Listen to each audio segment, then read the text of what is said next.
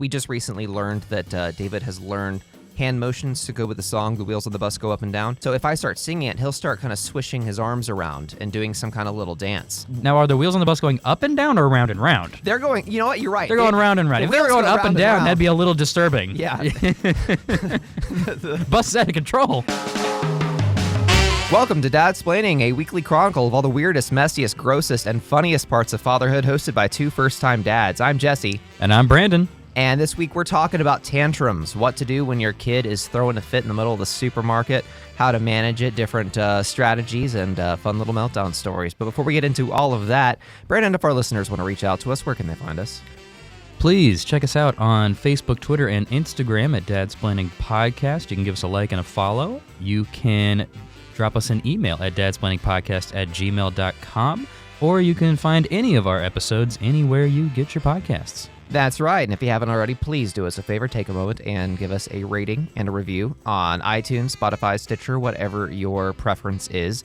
It would really help us out, and we'd love you forever, probably. All right, so Brandon, what's new with Noah? We are doing pretty much A-okay. Got a little bit of a cough going on, which, can keep him up at night. So, last night he was up at 3 o'clock and was coughing until 3:30 or something. Not a whole lot you can do with coughs. I really hate it. Mm-hmm. We actually took him back to the doctor just to be like, are you sure we can't do anything about that? Yeah. And she was like, yeah, no, you can't do anything about that. So that was, a fun, usage of dollars. Yeah. To just be told, no, you can't do anything. I just wanted, I don't know what I wanted. Maybe I wanted you sure we can't just drop a little bit of cough medicine in there? Just maybe, I know that feels awkward saying that out loud to a professional because I don't want the judgment, but I wanted to just kind of be like, is it okay? Mm-hmm. Could it be cool at all? Uh-huh. The answer is no. The answer is no. So, it's going okay, but we are actually getting ready for a road trip this weekend. We're going to go check out a little bit of the coast in Savannah and just kind of have a little short weekend getaway. For whatever reason, Noah's daycare is closed tomorrow on Friday because Good Friday, Easter, or something like that. Right. We live in a weird school district which has a weird schedule, and the daycare follows the school schedule. So apparently tomorrow, the holy day, we're all going to be off for that. So that gives us a chance to get out of town early, and it's fun for me because my wife is not here right now, so we're actually going to meet up with her, and so I get to drive all by myself for several hours with my son and try not to die. Well, best of luck with that. I really look forward to hearing how that goes. Yeah, hopefully I have no stories. Right. It'd be great if I just had nothing just an whatsoever. Uneventful 4-hour drive with a sleeping baby in the back seat. That's exactly how it goes. I'm just going to be cruising, listening to my podcast, Dadsplaining, of course. Of course. And we'll just take it from there. How are you guys doing this week? We're doing good. So a little note for the listeners. We're recording this episode after the episode that you're going to hear the following week. So my story is going to be a little bit out of order. But David recently had ear tube surgery to kind of help prevent ear infections and kind of treat that blockage that's going on in there. And he's recovering really well. But a fun little gross story. Yesterday, my wife called me and left me a voicemail and said, hey, just heads up, nothing to worry about, but I was giving David breakfast this morning and I heard him sneeze and I looked and there was a giant sort of hard ball of snot on his lip with a trickle of blood. Oh my. Which, I texted her back really quick. I was like, blood, how much blood? Was it a lot of blood? Don't say blood. Why are we talking about blood? And she says, no, nothing to worry about. It's like a little trickle. It's like when you sneeze really hard and you get a little bit of blood with it. But that blockage was probably, we're guessing, we're not doctors, probably the result of this ear tube surgery kind of helping to flush out his sinuses and give him room for his system to kind of get stuff out. Because he had been still pretty congested recently. Yeah. So he sneezed out this ball of snot, and it's so gross saying that, but it's what happened. And instantly he started breathing much better. Oh. And I'm looking forward to seeing how that continues to progress in the weeks ahead. And I know from your experience you've shared with me and from other parents that the ear tube surgery doesn't 100% stop the ear infections from happening, but it does kind of help in the treatment of them, because you guys mentioned that you're doing eardrops now. You were doing eardrops recently for another ear infection, and that did seem to get through to the problem more efficiently now that there's that passageway. Yeah, exactly. It's nice. He doesn't seem to wake up as often with like ear pain. Mm-hmm. It tends to manifest more now in just like the congestion, the coughing, the That's blocked nose, because it's getting out of the ear, but then it's going into the other places, which in your case was like a gigantic snot ball. Right. Which is like nice to be able to get that out there, because like it's kind of infuriating that you can't tell your young child, like, hey, just sneeze. Yeah. Just blow your nose. Yeah. You have to go in there and you have to like manhandle the nose and like just kind of like pull it out of the nose somehow.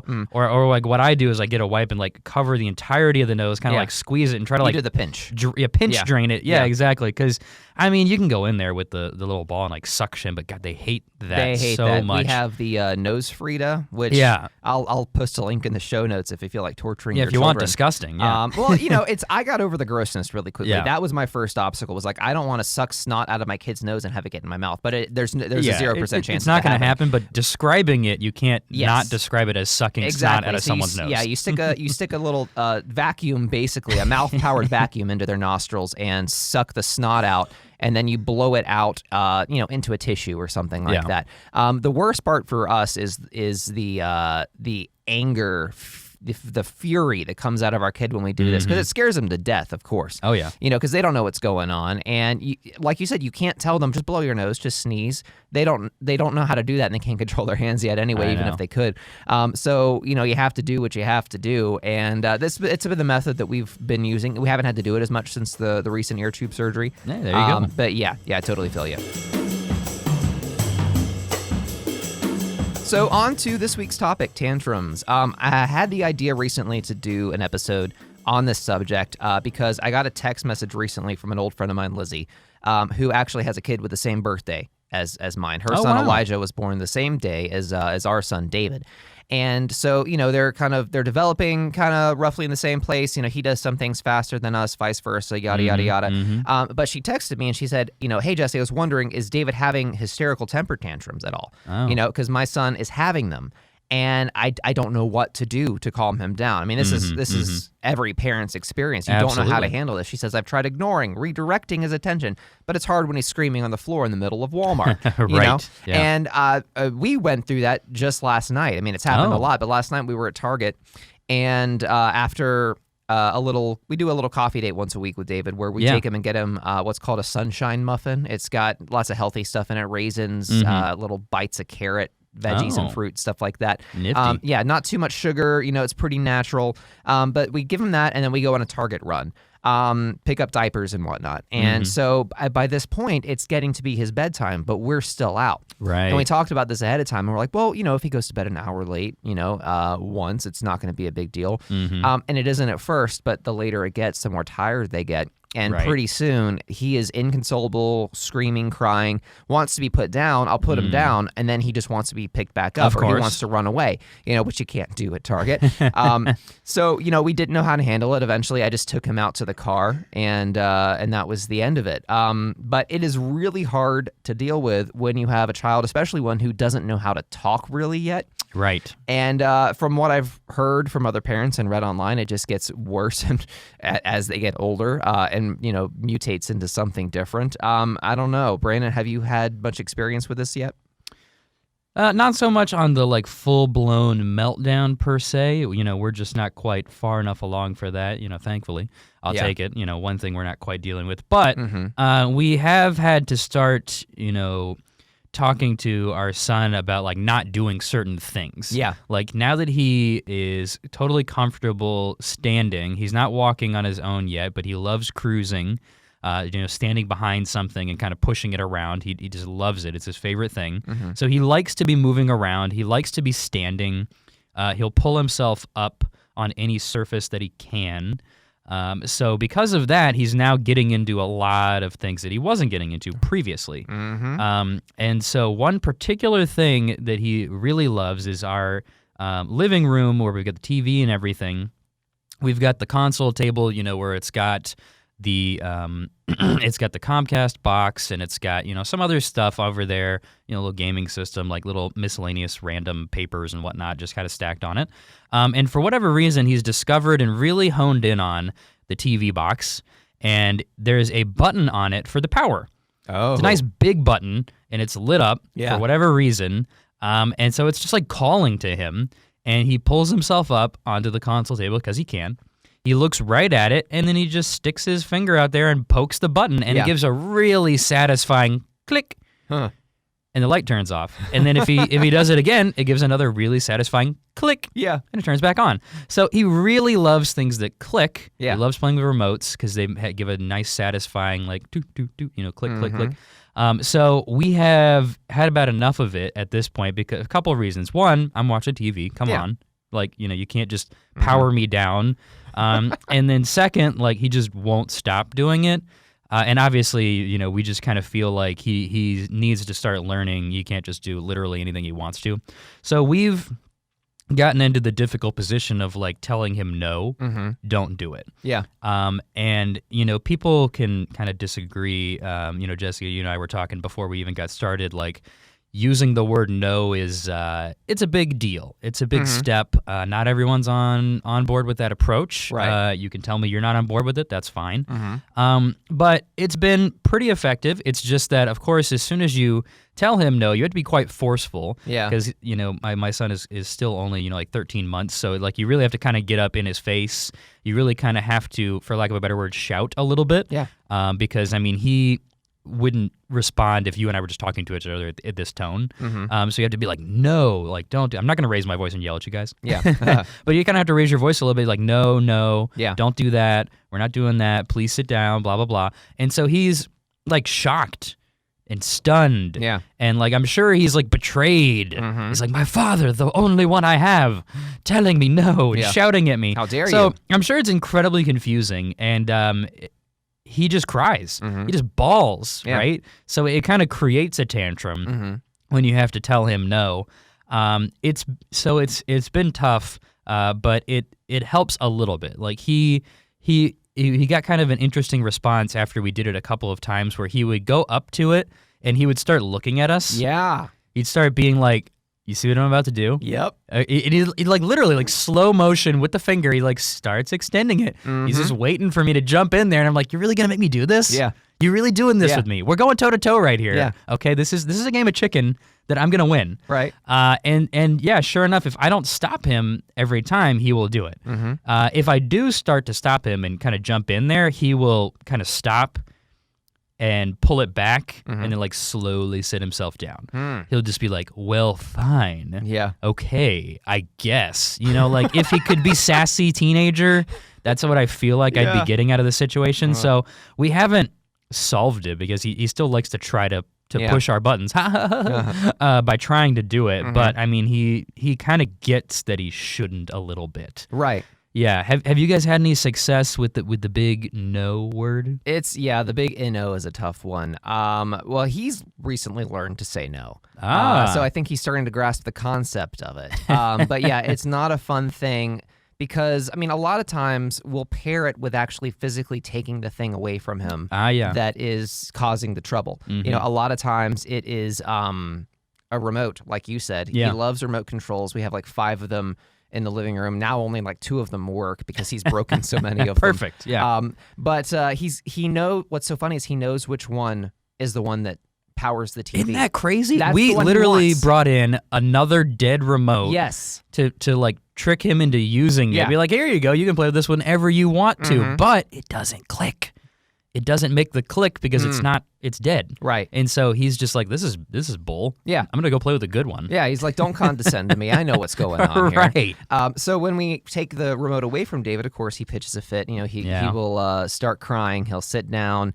And the question is always, how do you deal with that? Right. And I guess there's different solutions for different situations, but what I've kind of figured out is a few things that work for us. One is kind of changing the environment. So, for instance, last night we're at Target, or let's say we're at at another grocery store any day of the week. If David starts crying, throwing a tantrum, if I will pick him up and just carry him around the store and show him different things, point out different fruits in the produce section, stuff like that. That distracts him long enough to kind of sort of lose sight of what he was doing. Right. And, I think they call that redirection. Okay, yeah. You redirect their focus onto something else. And it's easier when they're a baby, right? Because they haven't learned visual permanence, object permanence, or something like that. Yeah, well, I think they'll like fall for it for like you're kind of tapping into the ADD is what it sounds like to me, because they're like, oh, look, a piece of candy, oh, look over, I'm over here now instead, So I think that works, and I do believe it, because in my example, right, like if I just say, hey, play with this toy, or like, oh, here's something else to do, he's like, no, like I know what I want to do. Yeah. Like I want to be over here playing with this toy. He's already past that. Right, like I've picked what I want to do. I want to play with the thing that you won't let me play with, but it's what I want to play with. You can't just kind of swap it out. You got to completely remove them from the situation. Yeah.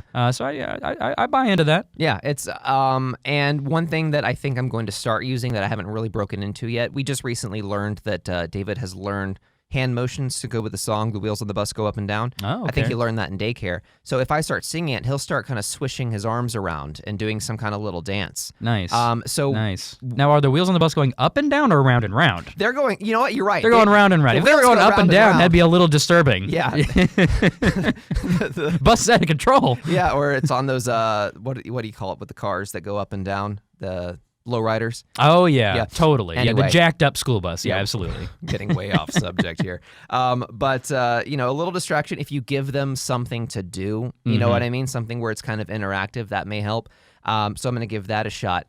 But I took a little poll on Facebook of my friends who are kind of in this situation. And, I mean, their advice, I've got friends who've got kids that are older than ours are. Okay. And one of my friends, Jarrell, says, I usually let him burn off that first burst of energy, and then I try to calm him down. And then we talk about what was bothering him. So the kid's old enough to talk. Yeah, you kind of talk through it. Yeah, okay. You can have that conversation. Gosh, that must be nice. Yeah, I know, right? having a conversation with a kid who actually speaks your language. Life gets easier, huh, Darrell? Yeah. Working hard over there, aren't you? No, I'm kidding. Yeah, I'm kidding. I'm terrified. Because the back sass is going to happen. Yeah, exactly. Yeah. It's like once you teach him to talk, then you got to teach him to shut up. Yeah. Right? Right, we didn't say that, but we did. Yeah. So then Autumn says we remove them from whatever we're doing. Like I said, change the environment, little redirection, let it fizzle out. Then you give them a hug, then you talk about what happened. So also, again, she's got a toddler, who's old enough to actually have conversations and kind of explore their feelings. Obviously, that's not going to work with every situation like ours where the kid isn't old enough to talk yet. Yeah. But for us, I think we're still kind of at that stage where sort of redirection helps a little, distraction, kind of change the subject. And I don't know. It's like there's beyond that, there doesn't seem to be much consensus. Yeah, I like that last bit. The last person. What was the name there? Autumn. Thank you, Autumn. I really like the hug part at the end. You kind of like break the piece, or not break it. I guess you create the piece, whatever. Yeah. And I wish you could do some of that, right? Like the talking, we get it, but like I don't know about you guys, but still with Noah, like I'm never quite sure if he understands like when we're giving him like love and affection so much where he's just like, oh, thank you for, or oh, that makes me feel good, or whatever it is, right? Like if I tried to just like give him a hug, I think maybe he'd enjoy it a little bit and probably like laugh a little bit, but he'd probably just be like, okay, like why are you like constricting me? Like we're still kind of in that phase. Yeah. So I really like the idea that like you can obviously go back and be like, please don't do it. No, whatever works for you, and that you have to be a little forceful. But then you're like, okay, listen, I love you. Yeah. Like don't forget that's still the whole point here. Exactly. And that's why I'm doing this. Yeah.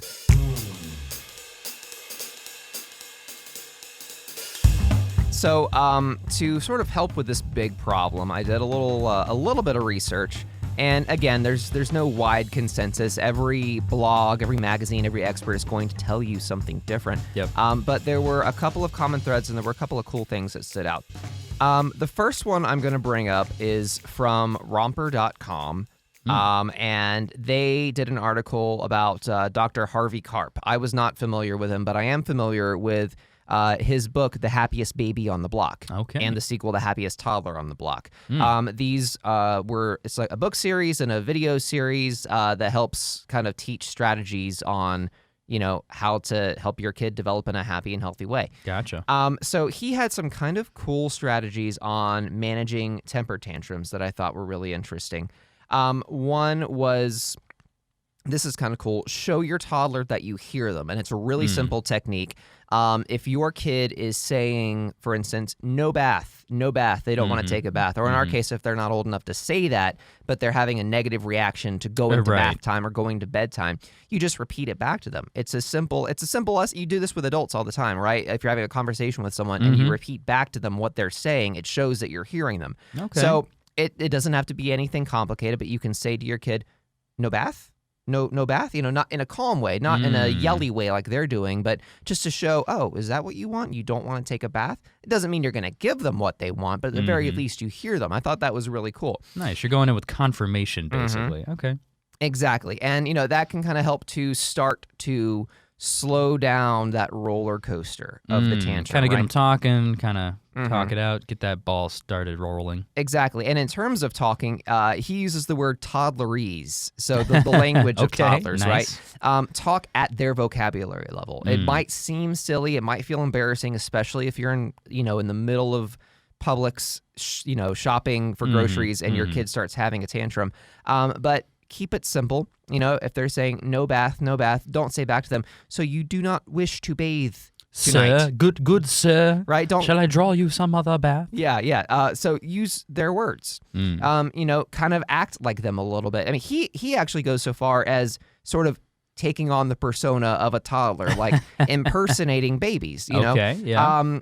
And so, playing with them, if they're playing with a toy, you can say things like, oh, mine, no, you have it, you keep it, that kind of thing like that. Okay, a little role playing. Exactly. Well, you get on their level, and that helps them to realize that they can rely on you and they can actually talk to you. And when you say get on their level, you're talking like physically going down to the floor. Well, both. Both kind of talking at a way they can understand it and getting down at eye level, That's good. so that you're not so imposing. I thought that was kind of cool. He says something obvious: encourage good behavior. Have fun with them when they're doing something good. Reward them. Right. It seems like an obvious one, but it definitely helps. That works. So I went from that one and I read another article that I thought was really kind of creative. This came out of NPR recently. And it was a mom who was having trouble with her 3-year-old child, who was not only throwing tantrums, but also slapping and hitting the mom. Oh, goodness. Which I know, but it's going to happen. It's going to happen with us. I know. Terrifying. We're only a year away from it. No, don't say that. I know. So, but this woman is, she's a reporter for NPR. So she goes on assignment to Alaska, and she's spending time with Inuit families up in the north. And she studies the way that they interact with their kids when their kids are throwing tantrums. Okay. They don't react in anger. They don't yell and scream and shout. There's really not much of that in those communities. Instead, they employ storytelling, which is really, really interesting. And what I mean by that is, this is also, it's kind of common down here, but I feel like we don't rely on it as much as we could. Yep. Monsters. Right? Don't wander too close to the ocean or a monster will come out and pull you in and then adopt you out to another family.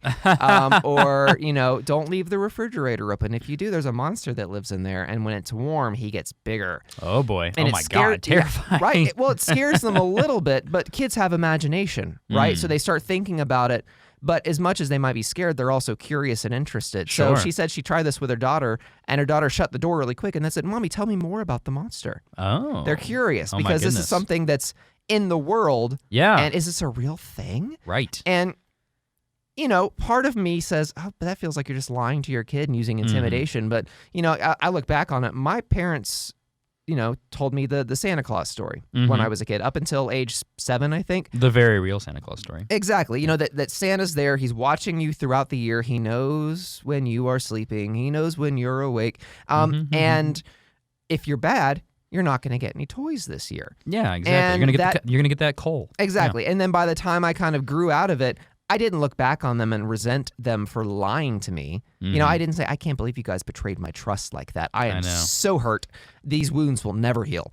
Or you've got that coming about 10 years from now when you're lying on the couch in therapy and you're like, oh my God, this has shaped my life and I never knew it. That's where all this came from.